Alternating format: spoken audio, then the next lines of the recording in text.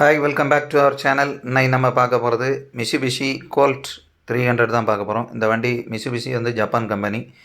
இந்த வண்டி சக்ஸஸ்ஃபுல்லான ஒரு வண்டியாக போயிட்டுருக்குது. இது வந்து இந்தியாவில் கூடிய சீக்கிரம் 2023 மாடர்ன் ஸ்டைலில் இன்ட்ரடியூஸ் பண்ண போகிறாங்க. இப்போ இந்த கோல்ட் வண்டியை பற்றி சில டீட்டெயில்ஸ் பார்த்துடலாம். வண்டி நல்ல கிரவுண்ட் கிளியரன்ஸ் இருக்குது. 200 mm கிரவுண்ட் கிளியரன்ஸ் கொடுத்துருக்காங்க. அது மட்டும் இல்லை 2.5 லிட்டர் இன்ஜின் கொடுத்துருக்காங்க. அதாவது டபுள் ஓவர் ஹெட் ஹேம், அதாவது Dohc என்ஜின்னு சொல்லுவோம். இதில் பெட்ரோல் என்ஜின் இருக்குது, டீசல் இருக்குது, ரெண்டு வெரைட்டியுமே இருக்குது. ஸோ நல்ல பவர்ஃபுல் என்ஜின், இந்தியன் ரோட்ஸுக்கு ஏற்ற மாதிரி இருக்குது. அதாவது லோடு பாடி ஆப்ஷன்லேயும் வருது, சேசிஸ் கேபின் அந்த மாதிரியும் வருது. ஸோ வண்டி பல விதமான யூஸுக்கு யூஸ் ஆகுது.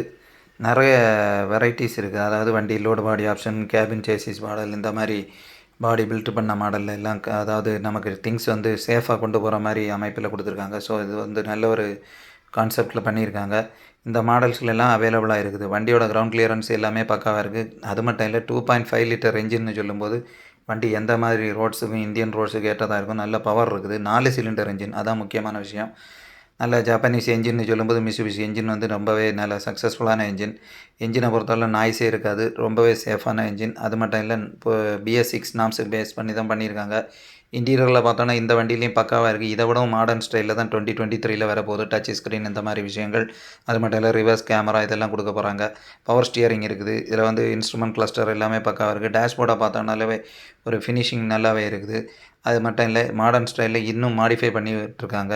ஸோ இதில் உள்ள இன்ஸ்ட்ருமெண்ட் கிளஸ்டர் வந்து இதில் டிஜிட்டலாக இல்லை. ஸோ இதில் அனலாக் தான் இருக்குது. டிஜிட்டல் பண்ணுறாங்க. இந்த மாதிரி விஷயங்கள்லாம் மாடிஃபை பண்ணிகிட்ருக்காங்க. வால்வ் கான்ஃபிகரேஷன், SOHC, இது வந்து பெட்ரோல் என்ஜினை பொறுத்தவரையில் சிங்கிள் ஓவர் ஹெட் கேம் தான் கொடுத்துருக்காங்க. டீசல் என்ஜினில் தான் டபுள் ஓவர் ஹெட் கேம் வருது. ஸோ இந்த என்ஜினை பொறுத்தவரையில் டீசல் என்ஜினும் இருக்குது. டபுள் ஓவர் ஹெட்டுன்னு சொல்லும்போது CRDA என்ஜின் இருக்குது. 2.3 லிட்டர் டீசல் என்ஜினும் வருது. ஸோ பெட்ரோல் என்ஜின் ஆப்ஷனும் இருக்குது, டீசல் என்ஜின் ஆப்ஷனும் இருக்குது. டீசல் என்ஜினை பொறுத்தவரை 16 வால்வ் என்ஜின்னு சொல்லுவோம்.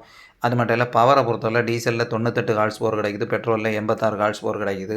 மெயினாக வந்து டிரான்ஸ்மிஷனை பொறுத்தவரையில் gear box 5 speed gear box கொடுத்துருக்காங்க. 5 ஃபார்வர்டு அண்ட் ஒரு ரிவர்ஸு. இப்போ நெக்ஸ்ட்டு பார்த்தோன்னா ஹைட்டு 1915 mm இருக்குது. விட்த்து வந்து 1695 இருக்குது.